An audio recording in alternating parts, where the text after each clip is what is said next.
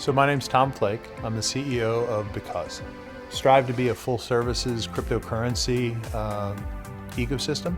And how we define that is everything from mining, the creation of cryptocurrency, through the exchange of cryptocurrency, turning it into fiat, and the ability to hedge, that is to sell futures or options or swaps to offload risk associated with holding cryptocurrency. So an innovative solution to a non-traditional problem. We think our whole company is about that because we looked at 7 years ago and we started with the idea that cryptocurrency was going to be the internet of money or the internet of value.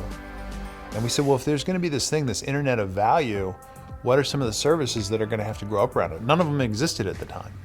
And so what we decided was that the most interesting one from the standpoint of it being non-obvious and lucrative was to start an exchange.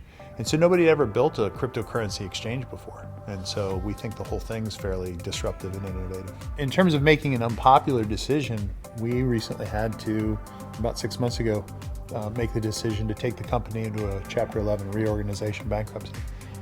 As you can imagine, that was kind of contentious. I tend to use sort of truth and logic to convince people of the merits of an idea, but within that sort of truth and logic, just the facts, I think it's very helpful to build a narrative, a story around why you have to do something.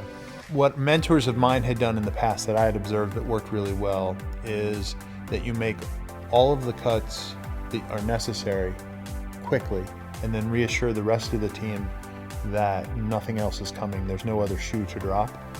Because otherwise people end up very distracted and you lose enormous amounts of productivity. So creating a career path within the company, I think, is really, really important from the standpoint of employees, stakeholders, anybody really always is asking the question, what's in it for me? And I think if you can build a career path for people and show them what's in it for them in terms of career advancement, additional skills and knowledge, you get better engagement with your employees. So in order to do that, we try and sit down with our employees and find out from them what they want to do with their career, and then try and work within the context of the business that we've got at hand to help them sort of actualize those goals. As far as determining our marketing spend, we try and model out what the business should look like, how many customers we need to acquire, and then we sort of back into the marketing spend from the standpoint of the cost of customer acquisition and the lifetime value of that customer. So if you look at sort of, and this is going to sound crass, but I think a lot of businesses look at it this way, the annuity value of a customer or the lifetime value of that customer, you can figure out what the value of that customer is individually and then in the aggregate. And if you have certain business goals, if you want to hit certain numbers, I have to have 4,000 customers by February of next year, just as an example.